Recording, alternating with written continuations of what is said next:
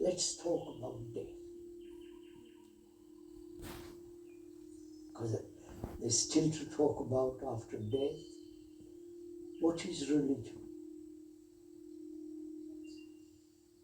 What is it that man, from time beyond time, what is it man sought apart from physical comfort, physical pain, psychological anxiety and so on? He said there must be something beyond all this ugly brutality and vulgarity. There must be something that is not put together by thought. There must be something that is immense, nameless. We're going to find out. We're going to observe and learn about it together. So there are many things to be covered this morning. And one hopes that you'll have the patience, the energy, the vitality to attend to all this.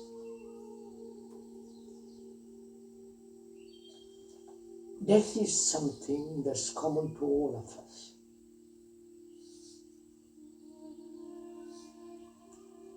So, in talking over together about this subject, which is of extraordinary significance, death is not a sensation.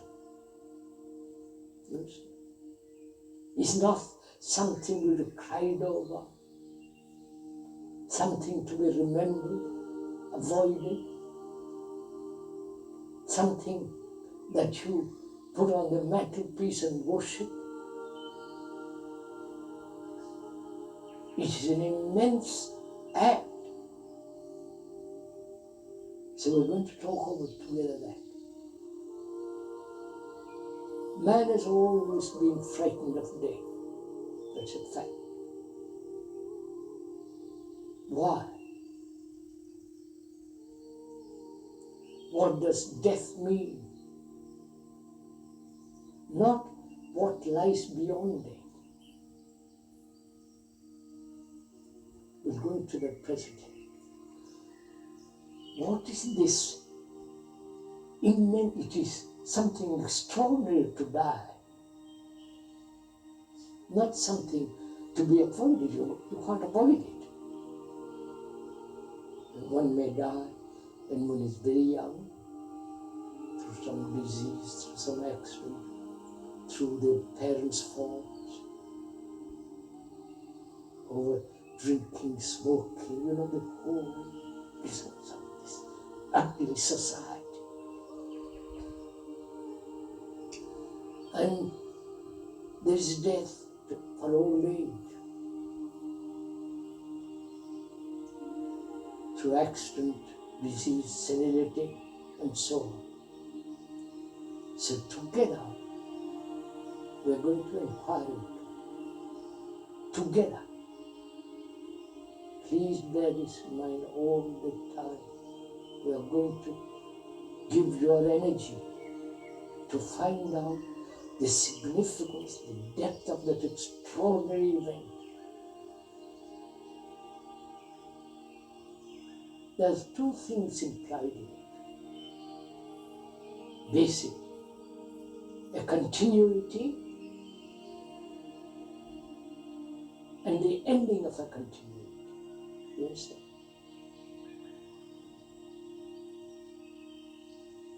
We have lived 40, 50, 90, 120, whatever the length of time would be. And during that long interval from birth to death, we have acquired so many things. Not only physical things, cars, houses, if you're lucky. A field, about half an acre. And you've acquired knowledge, experience. You have collected lots of memories.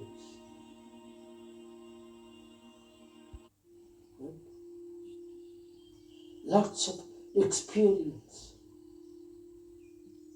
You have collected, gathered, both outwardly and psychologically. You don't want to be deprived of what you have collected, what you have remembered, what you have suffered. So we want and we have a long continuity, racial inheritance, collective limited experiences. We are gathering squirrels, right? And to what we have gathered, we are attached. Tremendous.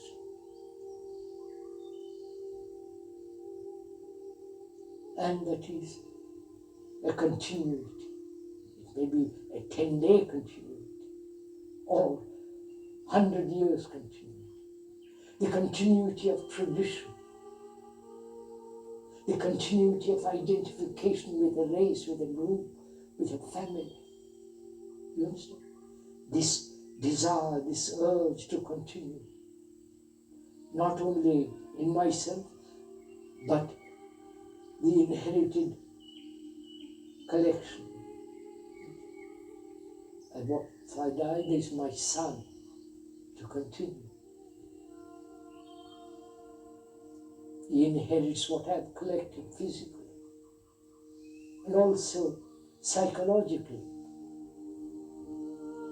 So there is this long centuries and centuries upon centuries of collecting and continuing. Death comes along, which is the organism withers. Either we have used it sanely, rationally, healthily, or misused it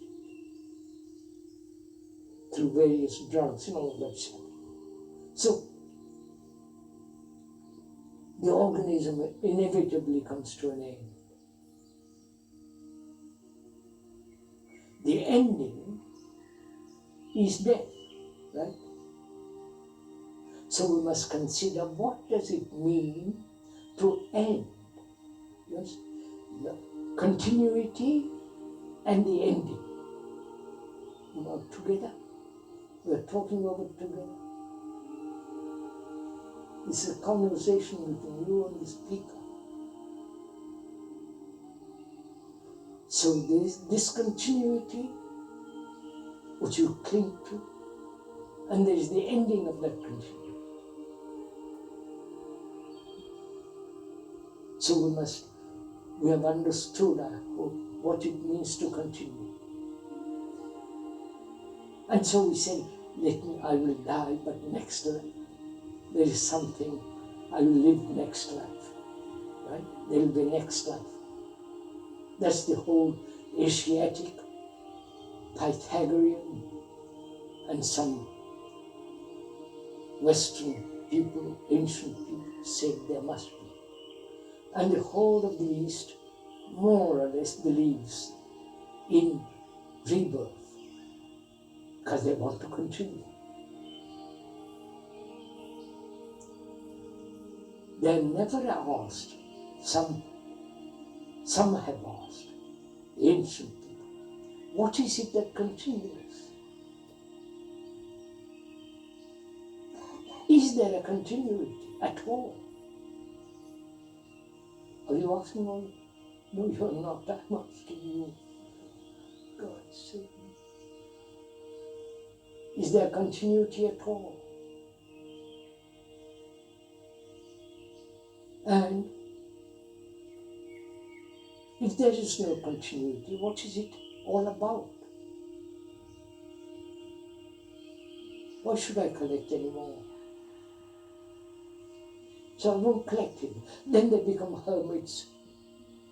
Sanya, the Indian Sanya monks, and you know all that. I won't collect it more. Only I've collected one idea, which is my God, my savior, my guru. You follow?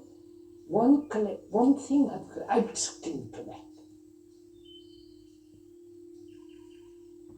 So, we know what it means to have a continuity. So we have to inquire into what does it mean to end. End voluntarily, not through age-old disease and some kind of awful pain and anger from all that. What does it mean to end anything? Right? Therefore one asks, is continuity creation or invention? You following on this? Are you okay? Right. Can continuity be ever created? Or where there's continuity as knowledge, there's invention. Right? That is, invention is based on knowledge. Right? Scientific invention, mechanical inventions, and so on, because there's previous knowledge, which is following the same line of invention, gathering more knowledge, inventing more. That's what's happening technologically. So is creation not just the baby, creation, is it related to ending? You understand? So we're going to find out. Please, I'm talking, you're not joining in this. Don't get too tired, please.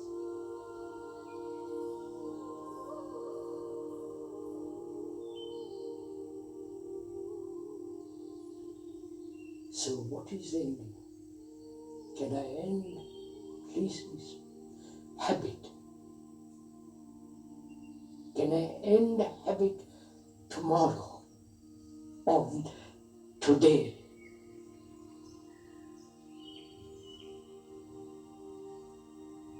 Inquire into it. Voluntarily, not through desire, through direction, because somebody says end it, then you'll get a reward and all that child, immature stuff. But find out for ourselves what it means to end something easily, happily, without any effort.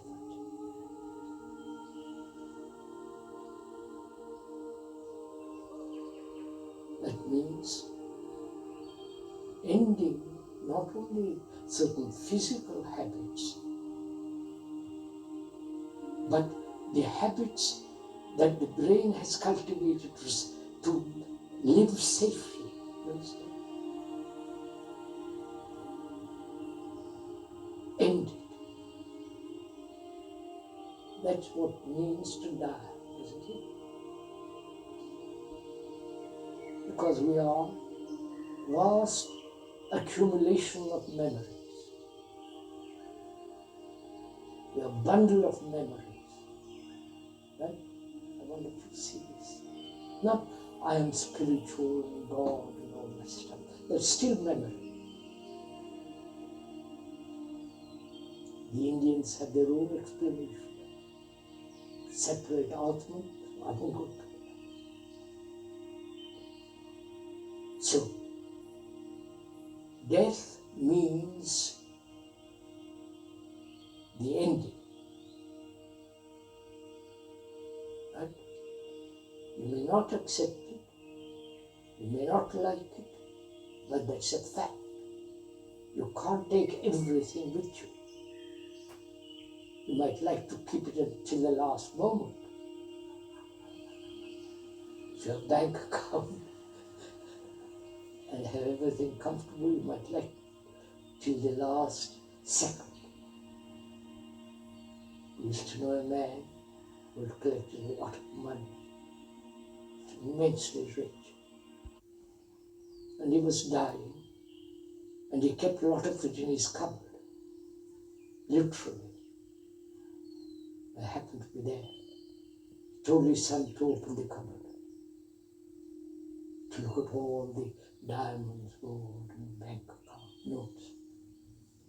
And he was looking at it happily, and he was dying.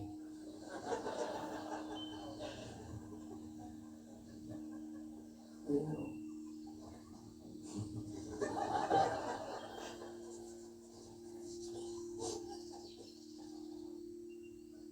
And he never realized he was dying, because the money mattered enormously. Not death, that which is contained in that cupboard. So, is there an ending to one's deep memories, to one's attachment?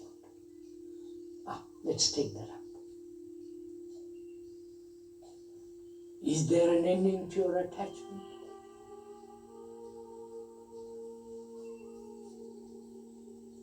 What is attachment? Why are we attached to something or other? To property, money, to wife, to husband, to some foolish conclusion, to some ideological concept. Why are we so attached?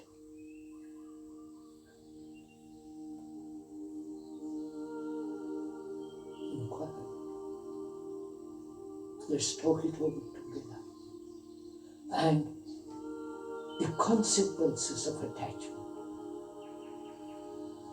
If I'm attached to you, if the speaker is attached to you as an audience, think what is the state of my brain must be. He's frightened he may not have an audience. He becomes nervous, almost apoplectic. And he is attached to exploit people, to have a reputation, you understand? So, the consequences of attachment, if you observe it very closely, whether it be a wife, husband, a boy or a girl, or an idea, or a picture, or to a memory, to an experience, what the consequences are that you build fear of losing. And of that fear, there is jealousy. Therefore, how jealous we are of those in power who are, you follow, all the jealousy. From jealousy there is hatred. Of course, jealousy is hatred. And when you are attached, there is always this suspicion, secrecy. And you notice all this? I don't have to tell you. It's so common in the world. And if you are attached to something or some idea, some person, can you end it to now?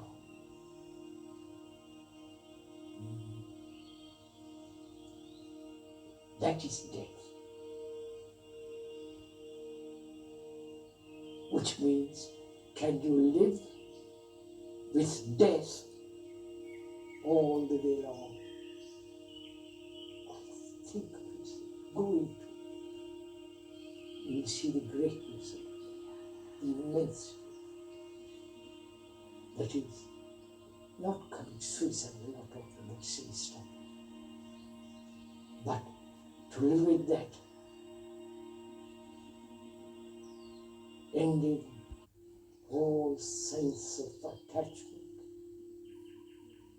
all sense of fear, which means having a brain that is active but never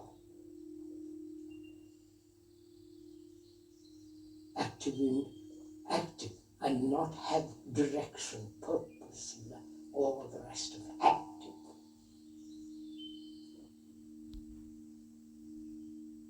That is to live with death every second, never collecting, never gathering, never giving anything a continuity.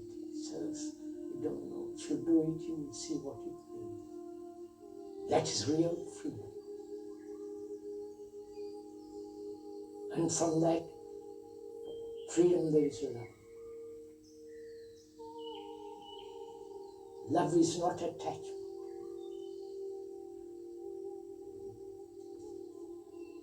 Love is not pleasure, desire, fulfillment.